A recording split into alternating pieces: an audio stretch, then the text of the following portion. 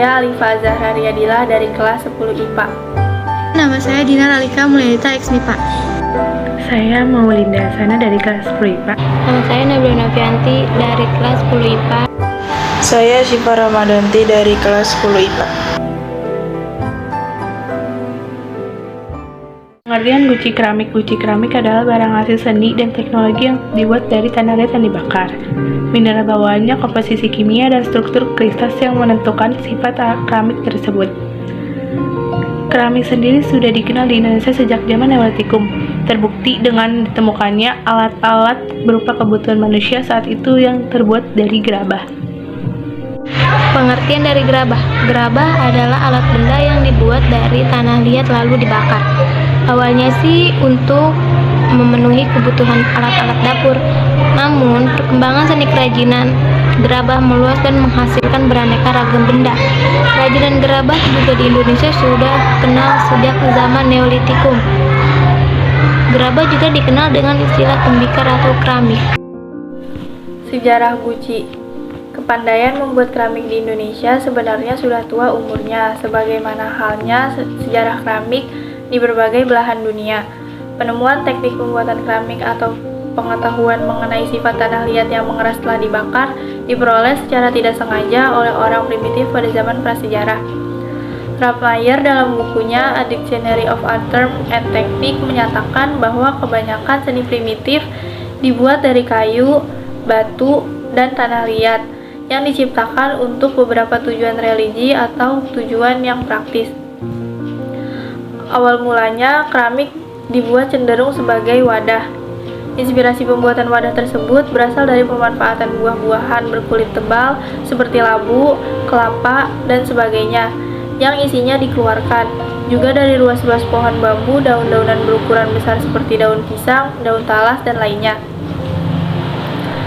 Berdasarkan kenyataan tersebut, suatu ketika orang memakai keranjang bambu yang dilapisi tanah liat sebagai tempat atau wadah cairan, dan wadah semacam ini tidak bertahan lama. Secara tidak sengaja, keranjang tersebut dibuang ke perapian dengan maksud untuk dimusnahkan.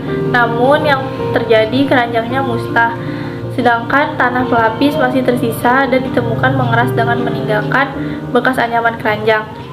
Dari pengalaman-pengalaman itulah orang mulai sengaja membentuk tanah liat secara utuh sebagai wadah dan untuk keperluan religi lainnya. Di Indonesia, keramik jenis gerabah dikenal sejak zaman prasejarah atau zaman Neolitikum, yaitu pada tahun 3000 sebelum Masehi, di mana manusia saat itu sudah mulai hidup menetap dan bercocok tanam serta membentuk kelompok-kelompok masyarakat. Sebagai masyarakat yang menetap, hidupnya memerlukan peralatan atau perlengkapan untuk kebutuhan sehari-hari. Di antaranya adalah tempat penyimpanan cairan seperti minuman dan makanan yang dibuat dari gerabah atau tanah liat. Fungsi guci. Bentuk guci bermacam-macam, dari yang kecil hingga yang besar. Fungsi guci pada zaman prasejarah sama dengan fungsi kendi. Pada saat itu untuk penyimpanan air minum. Fungsi lainnya yaitu pada masa Jawa kuno, gerabah keramik digunakan sebagai penanda status. Pada masa itu, keramik-keramik asing adalah barang mewah yang hanya bisa dimiliki oleh kaum bangsawan tertentu seperti raja. Lain halnya pada masa ini, lebih banyak digunakan untuk pajangan di rumah-rumah, seperti sebagai tempat bunga yang besar atau sebagai tempat menyimpan payung. Fungsi lainnya adalah sebagai barang koleksi. Cara pembuatan guci. Sebelum memulai proses pembuatan kerajinan, bahan dan alat harus diperhatikan terlebih dahulu. Di antaranya, tanah liat, kuas, alat ukur, meja putar, air, minyak.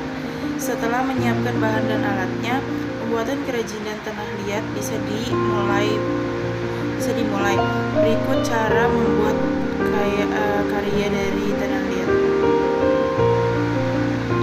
1. Bentuk tanah liat menjadi benda yang diinginkan. 2. Mengeringkan hasil kerajinan tanah liat. 3. Kerajinan tanah liat dibakar. 4. Pemberian